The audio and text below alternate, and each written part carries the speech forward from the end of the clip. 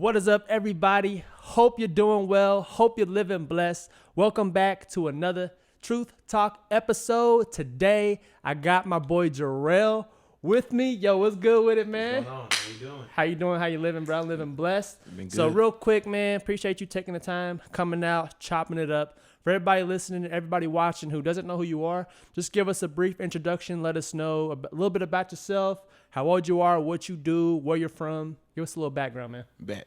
So like you said, my name is Gerel Jackson. I'm 23 from Floyd County, southeast part of Kentucky.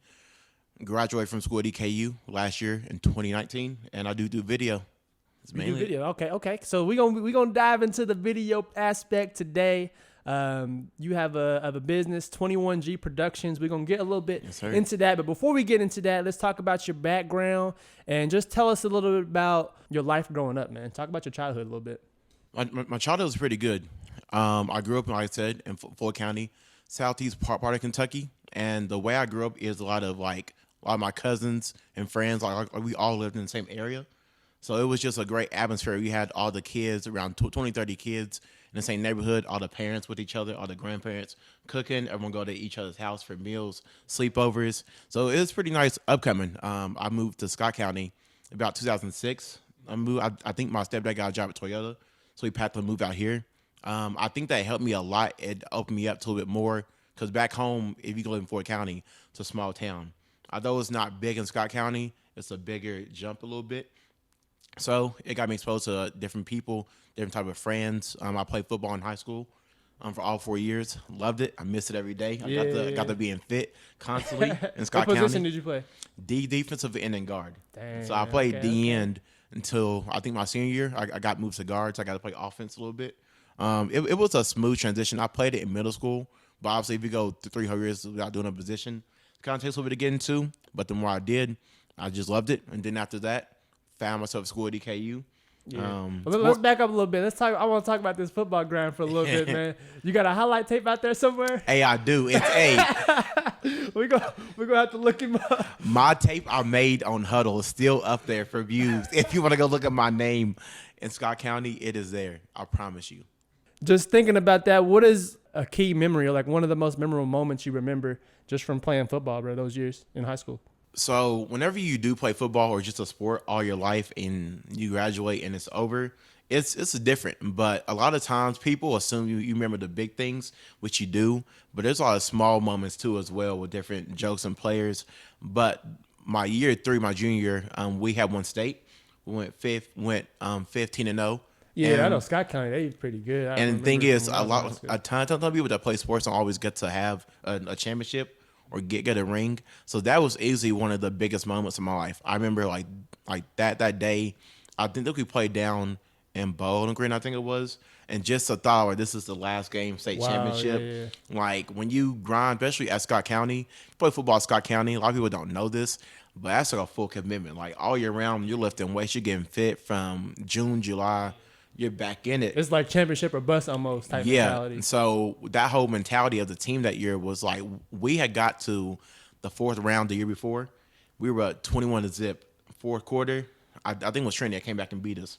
So we knew like we were almost there. So next season, it was just a full commitment. People bought in, and it was just a grind, sweat, blood, no exaggeration to get to where we got to, and we won it. Dang. And what years were you in high school? 2011 to 2015. 2011, 2015. Graduated 2015. So you graduated from Scott County, moved to, you said EKU. So what was it? Talk about a little bit of that process of you choosing EKU and why you decided to go there. So really, was it sports related, or did football no scholarships? Was it just scholarships or just academics or what? Academics. So the schools I kind of looked at was a school down back home. It's called U-Pike. So my plan had a little bit what was to go there for football, but being back home in balance, there's not really a lot of room to grow, not a lot of opportunities to do better. So it was either that or EKU. Yeah. And when I found EKU, at first I was the most excited because in high school I was a mature person, but like. You wasn't immature, you said? I said I was. Oh, you wasn't mature. Yeah. Okay. But confidence and stuff wasn't really there for me. So going to college was a whole new experience. I didn't know how I was going to handle it, if I would stay, if I would go. And so I was nervous, but within the first month, I knew this was the choice for me. I knew I was glad I made the choice to go to EKU. Wow. And I was there all 4 years. Yeah. So what was it about those first that first month you said where what was it that made you realize that this is where I need to be? That happened that first month? So the more I've grown up, the more I'm like a people person. I love meeting different people, different backgrounds. That's the thing I loved about college is you get to meet all these different individuals from different areas of the country, different parts of America. You can get to like share stories, how'd you get here, different things. And the more people I met, that was great. I was like, wow, it's cool to be around these type of people. Because like I feel like in like 9th through 12th grade in high school, you're around the same people from the same county type of. When you get to college, you get exposed to a lot of different people, different backgrounds. So slowly I became to make friends with some people. My confidence began to slowly grow more, and I saw a change in myself. That was like, this is good. This is, I feel like it's where God put me to be here for a reason. Yeah. Yeah, I can definitely relate too. I graduated from University of Kentucky, and kind of the same deal of just being around people of different backgrounds from different countries and hearing about their stories of, coming to the U.S. or whatever the case may be. And it really does like broaden your perspective just on life. And it's like, 100%. Me being in Kentucky all my life growing up all the way through college, I didn't really know too much about anything outside of Kentucky, but going to college, you're really exposed to what life is like just from hearing people's stories and people's backgrounds, man. That is so true. So when you went to college, what was it that you studied? What major did you pick up? Film degree. Film degree. Okay. Yes. So you picked up film. Why'd you pick up film? So in my background of what I wanted to do, I didn't want to be a coach or film. So my granddad, he coached football for 44 years. So when I was growing up, I was always it football or football. I was always around him. I was a water boy for his team when I was back home. So just that was my mindset. I love football so much. Yeah. And I thought about doing that, but just my passion for film and wanting to make movies and get my ideas to express them more onto like a screen just had my passion a lot more. And I'll never forget, it was in my first month at EKU. I didn't know if they had it as a minor or a major. So, I'm online on the catalog. I'm going through and I see the major.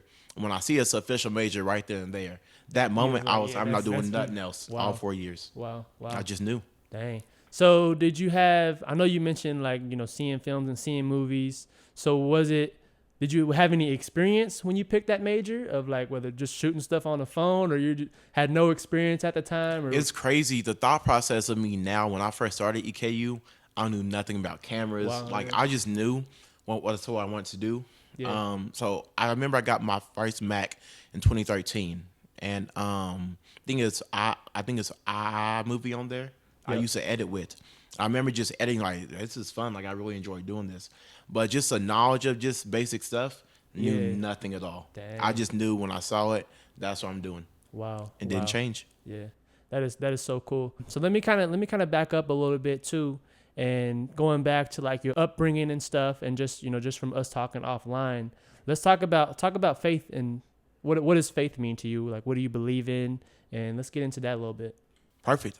So I think I got baptized in 2012. Faith, I'm glad you mentioned that word. So over the past, since really a lot of my maturity and growing came in college, like especially with Christ and my faith. I believe. Hold on, say that again. You said your faith grew in college. Yes, my faith grew in college. Dang. A whole lot. And the reason why I asked you to say that again is because a lot of times college is when most people lose their faith.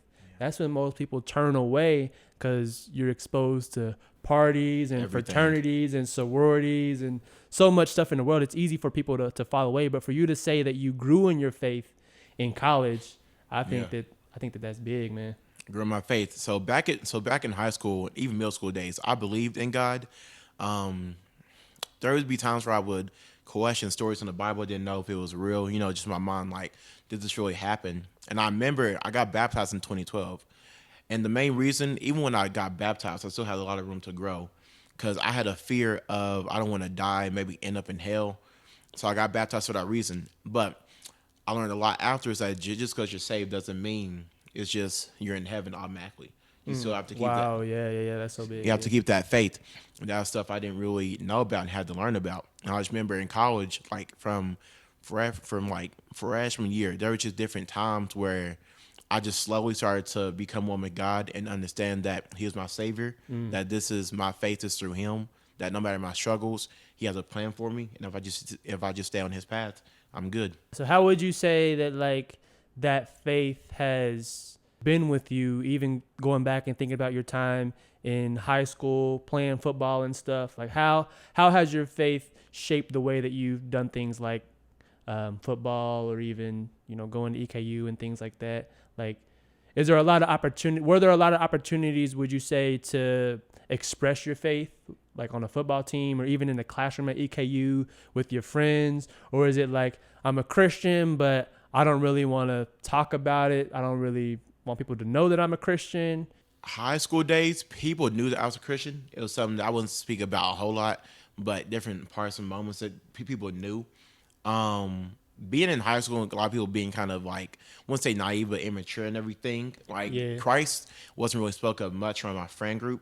Even so, when I got to EKU, I've always known that there were certain people I could talk about God to all day long, no problem. Then you have maybe others you can say it for a couple like moments, but then it'll be like, okay, it's going on too long. Yeah. And so I'll definitely figure out that there was more of a room to talk about my faith in college, because even then EKU, there are different like groups for Bible study and different people who I got to interact and meet and became friends with that didn't have a problem like talking about God on their Instagram or on their Facebook, which even still with them had gave more inspiration to, I see them talking about their faith openly, how come I can't?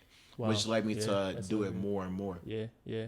And that's a solid foundation to have. And the reason why I wanted to backtrack on that is because a lot of the times when I think of like the film industry and the production industry, we don't see too many people, at least openly, expressing their faith through film, through production. So there definitely is a need for strong Christian brothers and sisters to be a part of that community. So can you just speak a little about that, and just being a Christian and also being in the film kind of? I believe that 100%. Even the first film that I worked on was last fall, back in like August, September to October.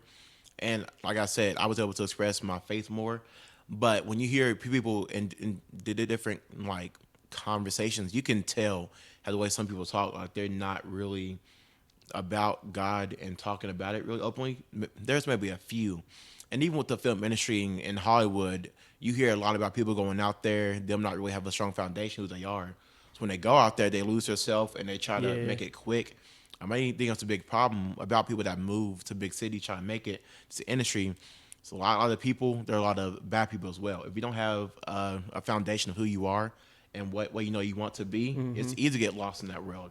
Conversation. Even my dad, he's been in the industry as an actor about 20 years.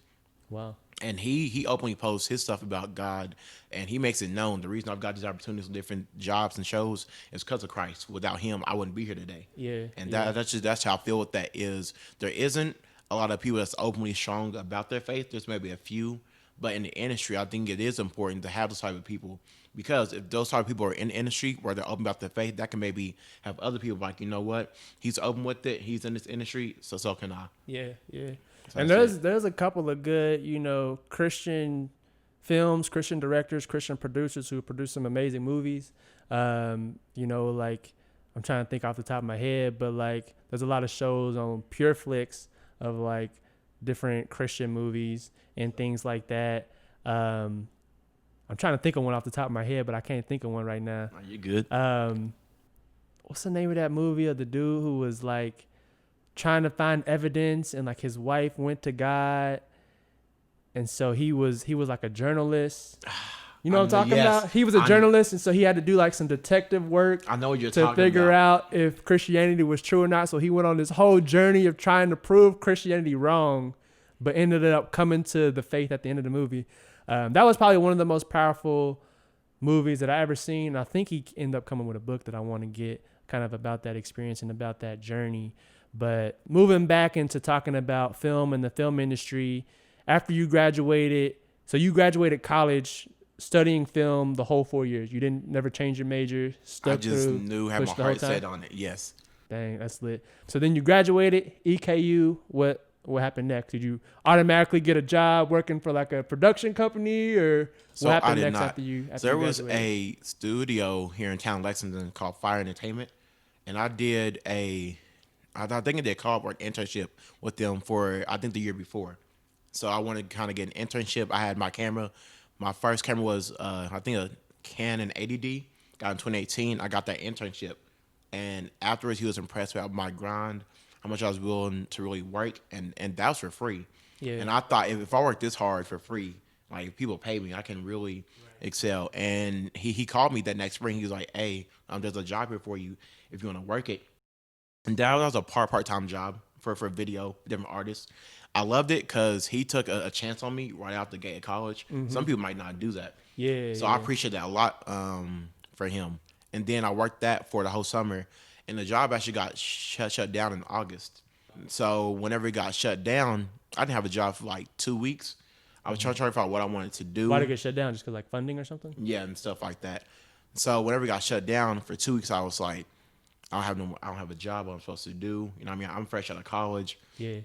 I'll never forget. And to be like in the film industry, it's been my dream since I was a kid. Ever since I was 3, I'd write scripts. I wanted the camera. Yeah. I never knew why, but I just did. So I remember I woke up on a Monday and my teacher had sent me an email saying that there's a film being shot here locally. If there's anyone that wants to work on it, email me back. Yeah. And when I saw it, when I was asleep, like halfway asleep. So I looked at it, put my phone down. When I woke up, I was like, wait, what? This is a movie being filmed. Like, this is a dream come true for me. So I sent him an email, and I'll never forget, by like 4 p.m., the production guy had called me, and he was like, hey, there's a movie. I heard you want to work on it. And it shows you how much I really want to do it because, like, at that moment, like, my cash was low.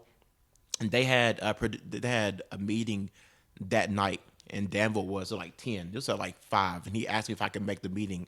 I didn't know if I could, and I was like, yes, I'll be there. Yeah. And I was like, I want to do this. So I went home. I got the cash for gas, and by that night, I was with the director, everyone on the crew, with the script in my hand. And I was like, it's crazy how I woke up this Monday morning.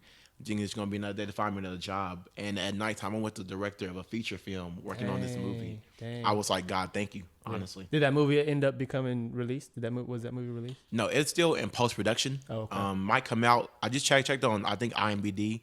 The poster for it is up, but I don't think it may not get released earlier, probably next year, I think the spring. Yeah. What's the name of it? Not to Forget. Not to Forget. Yeah. And kind of give us I don't know if you're allowed to with it not Yeah. being. Are you allowed to give us any Yeah, details? a Or little bit. So the film is about a boy in New York. He's probably a troubled teen. He gets in trouble, and he gets sent down to Danville to stay with his granny, who has Alzheimer's, and she lives in Danville. So basically, he's going down there kind of get his life back together and reconnect with her at the same time. Got you. Yeah. So it's like a reconnection with him and his. You said grandma. Kind Yeah. of a reconnection story. Yeah. Dope, man. Looking forward to it. Never forget. Same rate, yes. Never forget. Look out for that movie right there. Coming soon. So can you just talk a little bit? Because I know there's a lot of people who may be watching, may be listening, who may be interested in kind of following the same route that you followed, whether it be, film and production. So to people who are kind of interested in going that route, what were some of like the challenges that you faced, whether it be in college, whether it be, after college, trying to find opportunities? What were some of the biggest like obstacles you say that you have faced during your time of studying film, learning about film and video and directing and writing scripts and all those things? So I think a big thing that people need to realize is networking, especially in the film industry. That's a huge thing. My teacher was one who had showed me that opportunity.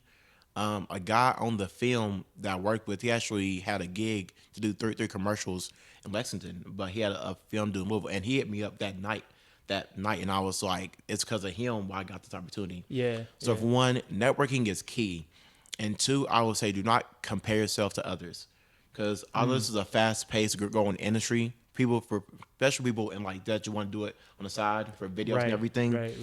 One of my earliest like peeves I had was I would like compare people my age that's doing a lot further than I am. Like example, Cole Bennett. He does video, he directs. Yeah. He's 23 years old.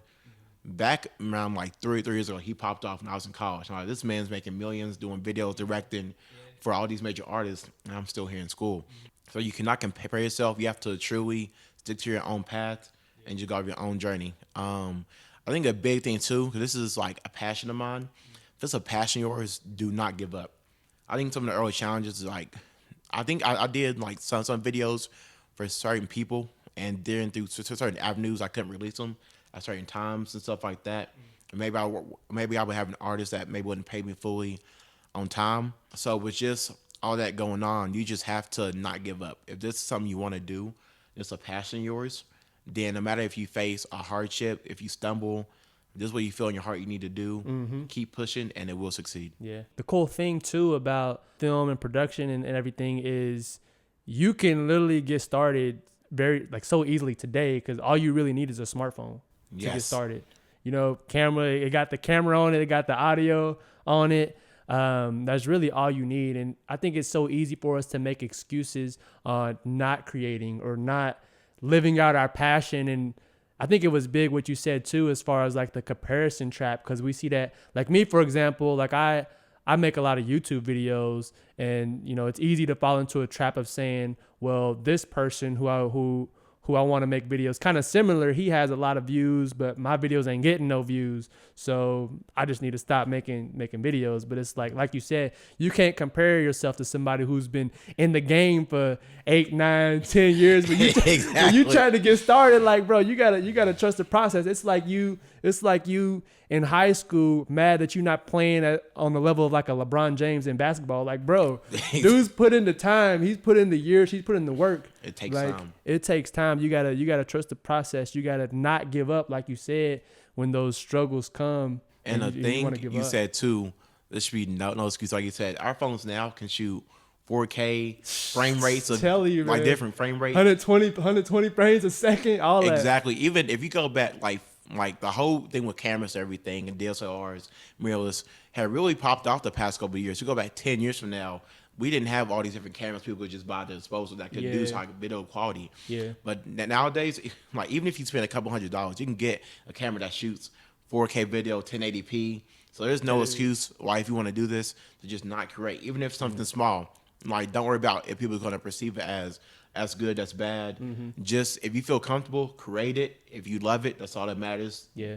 I think the views will come, but just stick to what you want to do and go from there. Yeah. And I think too, like one of the things that I try to shoot for when creating, whether it be just like, even if it's something as simple as like an Instagram video or whatever, is as long as I can make my next video a little bit better than my previous one, I'm making progress. Exactly. You know, you don't have to try to make these big leaps from one video to the next or whatever the case may be. It takes time, and as long as you just try to learn something and learn from your mistakes too, that's a big one.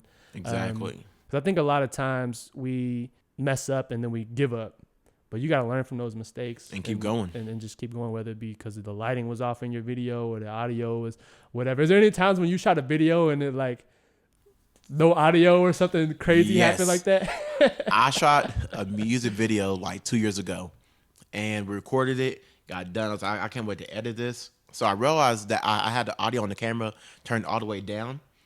So to match up like the song to the music video, it's easy. All I gotta do is just hear the audio of the rapper and match it up. I didn't have that, so I had to read. So when I came to the video, I had to look at the lips and read it and match it up perfectly. Damn. And that's a minute to do. I'm not gonna lie. That was one. And then there's been a couple where like the lighting's may have been off. Because with me for videos, every time I get done with one, I'm proud of it. But I continuously look at, okay, I could improve here. This is what I can do better the next time. Right. So I continue to grow. And then obviously no video, no matter who shoots it or a movie, gonna be perfect 100%. There's always gonna be errors, but as long as you continue to learn and grow from them and not be like, well, I don't know what I can do. Yeah. There you go. Yeah. I remember I was listening to somebody and they was talking about, you know, creating content and things like that. And I don't remember the exact quote of what they said, but essentially they said something along the lines of a video is never finished. It's just like stopped. Like at some point you got to say, okay, I've spent this much time, this many hours working on this.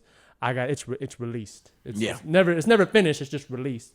Because even like the major films, there's even whole YouTube channels that find mistakes in different, even like Marvel movies or whatever the case may be, of a cameraman being in the shot, or you can see like the mic hanging in the frame or whatever the case. It happens every time. There's always going to be like mistakes, and it's not going to be perfect. That's how it is. Yeah. What would you say are some of like the essentials for somebody once again, speaking to somebody trying to get started in film, in production. We kind of spoke about some of them a little bit as far as, not giving up and things. But let's say somebody, they have their phone, they're ready to start shooting. What is like some of the essentials that they need to know? One would be make sure, your audio levels is up. I think that's one we could take away from what you said earlier. But what are some of those things? I would say essentials, learn frame rates, because depending on what frame rate can ultimately dramatically change where your shot looks. The audio is one of them. Find you a software to edit with. Like I said, I'll start off on iMovie. That's not the biggest one, but it's a start. Yeah. You just start on a small software. You just edit your videos. Slowly you'll get advanced where you can maybe move up to Premiere Pro or I think DaVinci Resolve, and slowly go from there, honestly. Yeah. And going back to just technology in itself, you can do all those from your phone as well. You can edit. Yes. You can edit whole YouTube videos and movies and stuff straight from your phone. So technology, man, don't use not having the gear as an excuse, because you have what you need. You have what you need.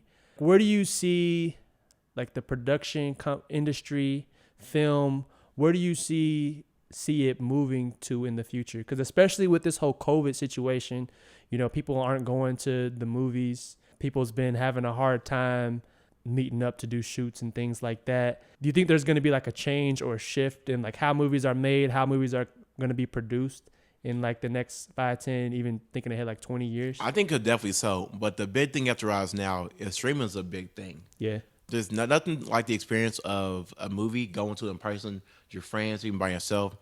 But streaming is here. It's even think like 5 years ago, streaming wasn't as big as it is now. Mm-hmm. So my dad, like I said, he's an actor in LA for 20 years. So me and him were on the phone, I think last week talking about everything. He says for next year, because obviously COVID shut down a lot of productions, slowed things down. He says like a lot of our productions are going to pick up back next year on full run. So I definitely think with COVID, they're going to do more testing on films. I know what he told me is if you get signed on to do a movie, if it's somewhere you have to travel to, you have to quarantine, I think for 2 weeks in a hotel, and then start shooting. And then you have to quarantine back, start again. So I think as far as I think testing wise, it's going to be a big thing. There's a thing called Crafty, where if you're on a film or commercial set, it's an area where there's snacks and stuff all day long. So you have like 2 meals a day, and you have a dinner if you go past the time you're supposed to. So I do think with the whole thing of Crafty with just snacks on display, people just grab whatever. I do think like that may come back to just maybe small individual snacks and bags. I think to keep the healthiness form factor. So I think that's the way it is. But just the way of shooting and everything, I think it's people like stay precautious. I think stuff will still get shot. But like I said, the films and movies will pick up some. But I think a lot of people now are streaming's the main focus. So you got Netflix, Hulu, Disney Plus, Prime, Amazon Prime. They make their own movies. YouTube has their own shows and movies now. Yeah. So if you're looking like 5, 10 years down the road, I think streaming is going to be the main thing that a lot of people are just going to have from now on. And I think that's kind of goes back to what you said earlier about networking, is because, moving on in the future, there's going to be other companies, other businesses that are going to be challenging the Netflixes and the Disney Pluses and the Apple TVs and those things. Because when you even just think about it, even just 2, 3, 4 years ago, it was just Netflix. Like Netflix was what everybody streamed, what everybody watched. But now, Hulu came on, Amazon came on, all those ones you mentioned came on board. So that goes back into what you said about networking and trying to make connections and reaching people, because you never know what the next thing is going to be. And if you know that right person, hey, they could plug you in. Like, hey, sometimes all it takes is that one individual to come in your life and give you a big opportunity you never thought could happen. Yeah. Something that I've kind of been trying to implement, and I'm interested to hear your take on this too, is when you're just getting started, I think a lot of times with any creation, not just with production, but even with like music and things like that, a lot of times we think straight for the money and just the financial aspect of, I want to do this, but I'm going to need X amount of dollars. But one thing that I've really been focused on, and especially a lot of the ways that I make content and a lot of the ways that I'm trying to grow, my business, Salute Truth, that I started, is giving stuff away for free. And, trying to get yourself out there. You got to let people know what kind of value you bring. And so do you think it's a good idea to like make music videos and things when you're just getting started, you don't have any experience, you're just trying to get your name out, doing them for free? Do you think that that's a good idea as far as getting started? I would say yes, and it's almost necessary. Because if you come across an artist and they may have a budget that's big or low, and they want to work with you, every time I work with someone, the first thing they ask is what work do you have that I can see. And if you don't have no work, that may not want them to trust you to get video out, because obviously money's involved and that's someone's fun. So you have to build that trust relationship first. So honestly, to get started, do some stuff for free. It's not gonna hurt. If it's what you really want to do and you see value in this down the road, you starting for free could lead to a lot of other jobs. Yeah. So you maybe do 2 or 3, I think me videos for free. You don't know where that could take you down the road. I think it lets you, build your portfolio. It relieves a lot of the pressure. When you're getting paid for something, you got to make something of quality. So it kind of relieves that pressure. It allows you to, make some mistakes that you may not have that luxury of making on some of the bigger jobs that you get paid for. Exactly. Not having any audio at all. Somebody pays you $100,000, you don't have audio. That's somebody's gonna be on your head. That's definite fire. I promise you that. I'm glad I learned that early on, because I would have done that 10 years from now. Yeah. It would not be looking good. Yeah. Now, another thing let's talk about a little bit is talk about your company that you started, 21G Productions, because we mentioned earlier how we met and how we connected was through a mentoring group that our brother Devon Karama started here in Lexington, Kentucky. Devon. And that was a good place for us to grow and connect. And one of the things that he was kind of telling us and encouraging us as young adults, people in their 20s, early 30s and things, is to start a business, and encouraging us, if you have an idea, if you have that passion, if you have that drive to start a business. And Gerel, he hopped on, I think the next week after Devon had basically showed us this is all it takes to start an LLC, a nonprofit. This is literally all you got to do. He laid down the steps, and it was so simple. That next week, Gerel came in. He was like, by the way, guys, I started my LLC, came in with the business card, boy. Came in with the business cards, and he was ready. And that was such an inspiration for me, too. And I think I told you this on that last meeting, is that inspired me to turn my idea, my business, into an LLC as well. Yeah. So can you just talk about your company, 21G Productions, what it is, why you named it, what you named it, and just give us some background into that? 2 things with that. For one, I love the way Devon did that. A lot of times, often with people and friends, we talk about ideas and stuff we want to do, but we never get active on it. The way I love he did that is the way he brought up is just a discussion. But he was like, okay, this is your ideas. If you want to do it, here's how you do it. Yeah.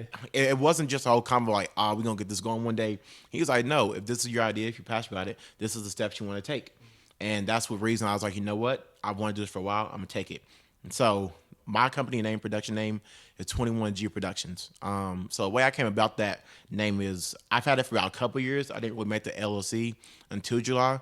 So my granddad was a very big part of my life. He passed away 2 years ago in 2018. He meant a lot to me.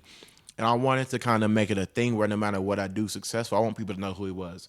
I want people to know his story, how impactful he was in a lot of people's lives. So in football in high school, he wore the number 21. So I started thinking the number 21 has a lot of different meanings in life. I was born on the 21st. His football number was 21.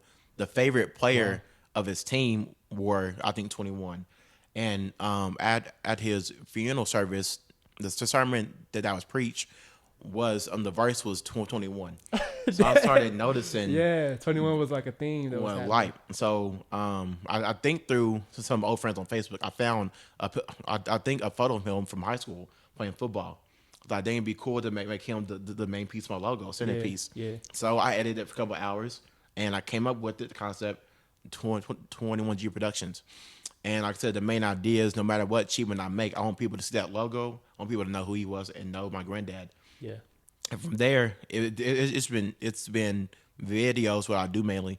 I've always had passion for video my whole life. I do that now, and I work at Amazon solely. I want to make the video a full-time thing next year, so I'm working towards now to get all my equipment up. And just from there, I've just been pushing it. I have cards, hand out anyone who wants them, and just my plan is to go for full-time, just doing video and doing what I love, making videos, passionate about it. And is there what's the specific set of videos you want to try to do? Is it just movies, short films, things like that, or are you also trying to do like commercials? Like, what are there any specific areas you're trying to really niche in as far as video goes, or Everywhere. everywhere? The only thing I'll say right now I won't do is weddings, because I've only worked on one wedding, and I don't want to have someone come to me and pay me to do a wedding when I can't deliver the full probably what they may want. Yeah. I don't want to do that to someone, because it'd be a shame if someone paid me a budget over $1,000 to film a wedding, and I know in my mind I'm not done this much. I don't want to have someone do that, because that's a lot of money and investment time for a wedding. But basically, my whole thought process, and I bought a new camera back in May. It's the Blackmagic 6K. The reason I bought that camera is I was like, I want a new camera. I'm searching. I didn't know if I want to go mirrorless, DSLR. I went to Blackmagic because it's like, it's not a Red, it's not Air Alexa, but it's almost like that to the way. And the way you can build it up is like a film camera and everything. So I bought that camera for big productions. The way I think about the way I buy equipment is for down the road. I want stuff to last. I want to buy stuff that I know I'm gonna need a year or so from now. I'm kind of the same way. So I'm looking into doing anything production wise, commercials, short films, music, videos is what I do right now. But I want to branch out and do a whole lot of different things and just make it broad, really. Yeah. So I have in mind. 21G Productions, man, on the come up. That's something that we definitely need, especially in this area. You don't see a lot of people doing like production and video stuff, especially here in Kentucky.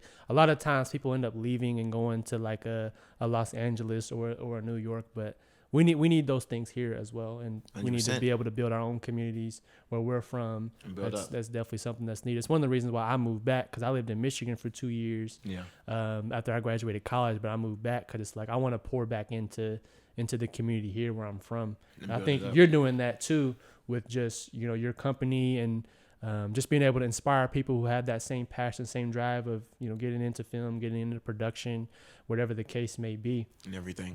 What would you say is like the dream, if you could have like your dream camera, what would be like, this is the big bang 10G 20? I don't know what the most expensive camera out in the world is right now, but what is like your dream camera? If I could have any camera right now, this would be it. So my thought process on cameras has changed a whole lot in the past year. I remember last year, so there's the Red. It's a camera they use in films. Yes, Canon. Is that Canon, right? No, it's Canon. Red. It's like its own separate brand. It's called Red camera. They use it for films. Any production work that's higher, that's what they use it for. Yeah. And I'll never get. I was like, I've never seen a Red in person. I want to be able to own one day on my own. Because whenever you buy Red, that's like a big purchase in the film industry. If you're like a guy who does it individually, when you buy Red, that makes a stamp like, this is for real. Yeah, that lets people know you serious. Yeah, because the cheapest the Red all sells their products separately. So just the body alone is $15,000. They just released a new Red. It's called Red Komodo this year. Costs $6,000. That's the cheapest Red they've ever released. So to get a Red and rig it up, by the time you're done, you're looking at like $30,000 plus. Wow. And I'll never forget, I saw one on the film I worked on. Like I remember, like we were all chilling, had time off, and I went by the Red and I got to like touch it. I'm like, this is my dream camera. Yeah. But over time, I started to realize that although like there's a Red and there's one called an Alexa, I believe. It's called, I think an R Alexa. That's the big dog of everyone. That has the best quality, best image. Those alone are going to cost you like $40,000 plus. It's not cheap. But as I talked about earlier, the more iPhone cameras have advanced, I realized that the camera I have now can shoot 6K. It can get a quality image of not dead on, but close to a Red or an Alexa. Yeah. And slowly over time, my dream camera started to fade, and I realized, you know what? I don't need such thing as like, I think a dream camera anymore. Just whatever camera fits your needs best and what you love. Dang, that's big. Because if you go on YouTube, a lot of people ask questions when they first get into it, like, what camera should I buy? Like, what's the perfect camera? Yeah. And even people that's been in the industry said, there's no perfect camera. Hold on, say that again. There's no perfect camera. Perfect camera. All y'all listening, all y'all watching. Y'all heard it here first. The top camera, our Alexa, even has flaws. Yeah, it's not major. So it's not the biggest one. So you have to do the research, find what camera fits your needs. Like I want to do film. Like my camera might not be the best for sports. You know what I mean? Yeah. But some people might want to sports, might not see a need to get my camera. So find one that fits for you. There's gonna be flaws. You gotta just accept them. Find what works for you, what fits best, and go after it and get it. Yeah. and learn how to use it, man. Because if somebody knows how to use a $500 camera versus somebody who doesn't know how to use like a $2,000 camera, you know, I'd rather have somebody who can use that cheaper camera but can make a high quality product than somebody who has this higher end camera but doesn't even know how to use it. Because the so thing use with what you have. The thing with higher end cameras is the higher up you get, the more complicated things can get, and like the menus. Yep. And if you get a gig to do something, don't matter if you have an Alexa, if you pop on set and you don't even know how to turn it on, let alone use the menu, people gonna look at you like what's point in this camera? But you can have someone that has maybe like a Canon 80D or 90D, maybe 1,000 or less. Come in, they know the camera front to back. They know it like muscle memory. They can go in settings, bam, I'm ready to shoot. While a person that has an Alexa is still trying to turn it on. There's a big difference. And so like you said, all about knowing your camera. Because the camera is an investment. Whether you get an iPhone camera, iPhones still aren't cheap. So it's best to spend time with that camera, even when you're not shooting. Learn everything you can about it. Enjoy it. If you need to go on YouTube and look up the truth. That's what I did with my camera. Stuff I didn't know. Looked up on YouTube. I truly learned to use my camera to where I've had it since May. Now, if you ask me to go do something, I can clearly take the button. At first, I was lost, but now I know how to use it. So it's so easy to learn because, like you said, there's so many resources, YouTube, and so many tutorials. So if you don't know how to use what you got, then you ain't looking hard enough. That's facts. You ain't looking. You got Google. You know what I mean? Like in today's time, you should be able to do a lot of things if you want to do something. Yeah, that's facts, man. Well, appreciate you taking the time. Is there anything else you'd like to add about just anything we talked about, or anything you want to say to anybody specifically as far as film goes, your time in school, your background? 21G Productions. Why don't you go ahead and plug 21G Productions right quick? So if somebody wants to connect with you, if somebody wants to wants you to do a shoot for them, how can people connect with you or even see some of your work? So if you want to go on IG, on my Instagram, you can type in 21G Productions. It'll pop up right there. If you want to use my email, is g21productions@outlook.com. My number, you want to text me that way, 502-316-2695. I have 2 more videos about to post here soon. One thing I will say, just kind of last it off, I'm pretty big on following your dreams and being passionate about what you want to do. I think time is short in this life. There's a lot of people who work jobs their whole life that they're not satisfied with, that do it for years and years. If you find a passion early on that you want to do for your life, do that. Follow it. If you feel right in your heart, do it. With video, I feel like God has took me on this route to where I know this is what I want to do. I know He approves of it, and He's giving me opportunities that shows this is what I'm gonna do with my life. So if you have a passion, something you want to do, follow that dream. You're gonna have troubles down the way. You're gonna have bumps up and down. That's how life is. Like you might have people talking in your ear that may not be a good idea, but if you know within your heart that's what you want to do, follow that dream. And I think a lot of times people worry about the cash early on and everything, but if it's what you want to do truly, then you know in your heart that one day, like I think the money will come. But stick to that dream, follow your passion, and live the life truly the way you want to and the way God has it for you. Yeah, and that got me something else too that I know I need to ask you before I let you go. Go ahead. And it kind of piggybacks off of what you said, because obviously if you're somebody trying to grow in film, or even if it's just like YouTube or whatever the case may be, and people ask you to do stuff, it's easy to just hop on the first opportunity you get because you're trying to get started. But my question that I want to ask you is, when is it okay to say no? When is it okay to turn down an opportunity? And the reason why I asked this is because I actually was struggling with this kind of similar question where, you know, people seeing some of the stuff that I make, doing live streams and stuff. Yeah. And so there's been times when people wanted me to shoot stuff, whether it be just like photos and things like that. But a lot of it was stuff that I disagreed about, whether it be like a music artist who talked very explicitly, and I was like, bro, I can't support this. Yeah. And I think so many times, especially with people of faith, is we need to stand up for what we believe comes first. Exactly. And we don't want to compromise what we believe just to shoot a video for somebody, even if it's a Lil Wayne or a DJ Khaled or whatever the case may be. If it doesn't line up with your beliefs, you shouldn't do that. So my question I want to ask you is, when is it okay to say no to an opportunity? Anytime is a good time to say no. I'll say it much. No matter if you're starting out, or you've been in this field or any type of field for 10 years, 20 years, if you feel that you don't want to do it, or it goes against your beliefs, don't be afraid to say no. Like you said, if this is what you want to do, like more opportunities will come. Like that opportunity you say no to will not be the last one you will ever get in your life. That's just how it is. Yep. So if you feel against it or feel something off about it, don't be afraid to say no. If they may get mad, explain to them, hey, this is how I feel. I expect you and what you do.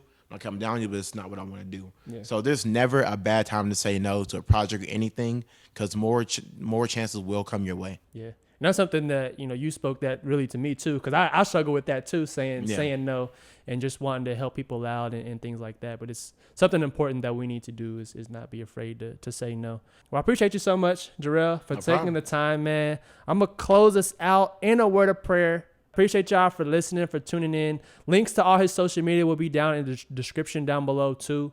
So feel free, check him out on all his links, email, social media, all that will be down there. So connect with the homie Gerel, and I'm excited to see what God has planned for you next, man, moving forward with 21G Productions and some of the stuff even you're working on now and releasing, man. Looking forward to it, but appreciate y'all so much for tuning in. Let's bow in a word of prayer, man. Dear gracious Heavenly Father, we just thank you so much for this time that you've allowed me and Gerel just to sit and just chat it up about his life, about his journey, about this passion for production and video that you've placed on his heart.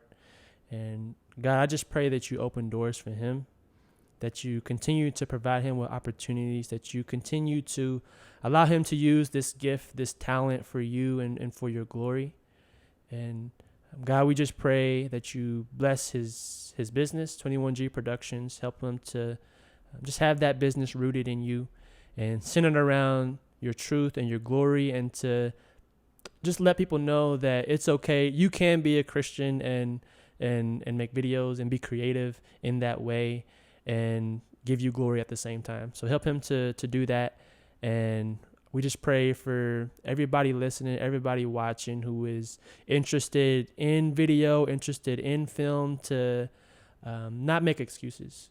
God, if you put something on their hearts for them to do, to take action, the same way that Gerel took action in making his business an LLC and taking action in diving into some of the opportunities that you opened up for him. May we as well in our lives, God, take action and take steps and stop looking at what we don't have, whether it be as far as equipment, as far as resources, even as far as connections. But God, help us to focus on what we do. So just be with us, man. Bless us. If anybody is listening, if anybody is watching and they don't know you, I just pray that you bring your spirit on them, Lord, and that they can repent and put their trust in the one true Lord and Savior, Jesus Christ, because you are the way. God, thank you so much for this time. We pray all these things in the mighty name of Jesus. Amen. Amen.